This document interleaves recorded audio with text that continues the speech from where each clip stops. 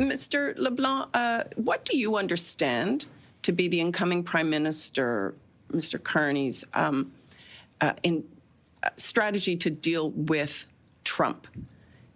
You talked about your ideas, but I'd like, since you're his now finance minister and frontline person dealing with it, what can Canadians expect in the weeks ahead? So obviously, technically, the premise of your question is not accurate. Mr. Carney will be sworn in with his cabinet sometime in the coming days. So I just don't want to accept the premise of those questions, and I certainly don't want to speak for our new boss.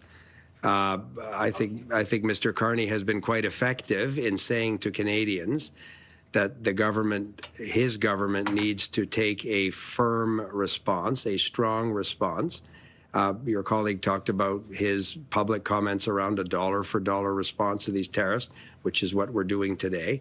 But I have every confidence that he's exactly the right leader at this moment to continue to take a tough, responsible, proportionate position with respect to these unjustified American tariffs, but also to lead the Canadian economy to a position where these tariffs are lifted and we have a stronger economy that's less dependent on this obviously unpredictable context. Can I add to that? Yeah. I think Mr. Carney is a serious person, a serious man, and he'll engage only if there are serious talks. Follow-up then, you talked about the need to find off-ramps, and yet you also talked about the need for Canada to use its levers to exert maximum pressure. And given that energy is such a powerful lever, to what extent are you prepared to put tariffs on, export tariffs on energy?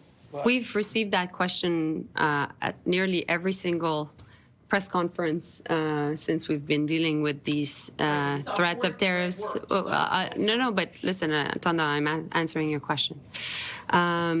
And we've said from the beginning that there were two things. First, everything was on the table. And second, we need to keep strong Canadian unity in the face of Americans being divided. And so that will be our strategy going forward, and as it has been since the past weeks. Tana, may I say, this is negotiation 101. We've been negotiating quite a bit in this country. We know how to negotiate. When you get in a negotiation with the Trump administration, we've been in that movie before in the last Trump administration. I don't think it'd be smart as a nation to start putting things off the table as you entering a negotiation 101. I'd suggest, you know, if you read the heart of the deal, you'd realize that you're not coming to the table already brushing off a lot of things.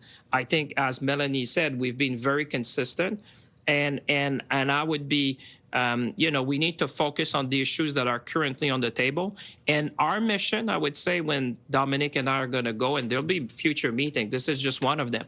We need to provide certainty. What I said, what I hear from folks is that this is now the Far West on the factory floor. We can operate an economy like that. We cannot operate a country like that. The industry cannot stand that for many more weeks. So the mission we're going to have is to restore certainty, stability, and predictability. Because you know what is happening, and just look at the market reaction to what has been happening.